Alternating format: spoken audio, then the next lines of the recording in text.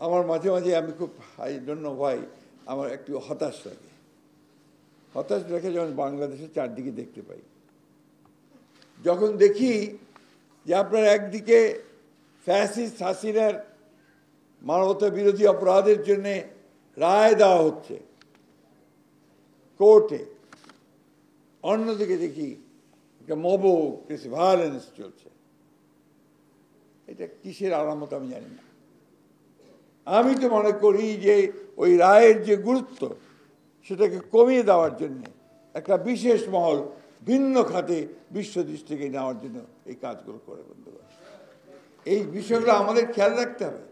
আমরা যারা গণতন্ত্রের জন্য সংগ্রাম করি, লড়াই করি, আমরা যারা প্রাণ দিয়েছি, আমাদের ছেলেরা, আজকে কোনো একটা মহল অত্যন্ত সচেতনতার সঙ্গে, অত্যন্ত ধূর্ততার সঙ্গে, চালাকির সঙ্গে সেটাকে ভিন্ন খাতে প্রভাবিত করার চেষ্টা করছে কিনা এটা আমাদের দেখা উচিত। এখানে নিঃসন্দেহে যারা বিভিন্ন মতবাদে বিশ্বাস করতে পারেন, কিন্তু আমরা বিএনপি, আমরা খুব পরিষ্কার ভাষায় আমরা বলতে চাই, উই আর লিবারেল ডেমোক্রেটস। এতে যদি আমাদেরকে কেউ ভুল বোঝার কোনো সুযোগ আমি দিতে চাই না। আমি বিপ্লবী নই, I M A liberal Democrat, এই কথাটা খুব পরিষ্কার করে বলতে চাই।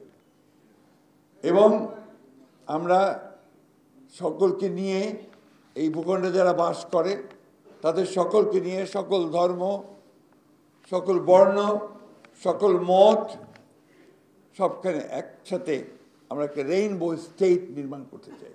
এটা আমাদের ঘোষিত নীতি। We are committed two reforms. আমরা কিন্তু রিফর্মে অর্থাৎ সংস্কারের জন্য আমরা কমিটেড। সুতরাং এইখানে আমাদেরকে ভিন্নভাবে যদি কেউ চিত্রিত করতে চায়, আমরা কিছুতেই সেটাকে মেনে নেব না।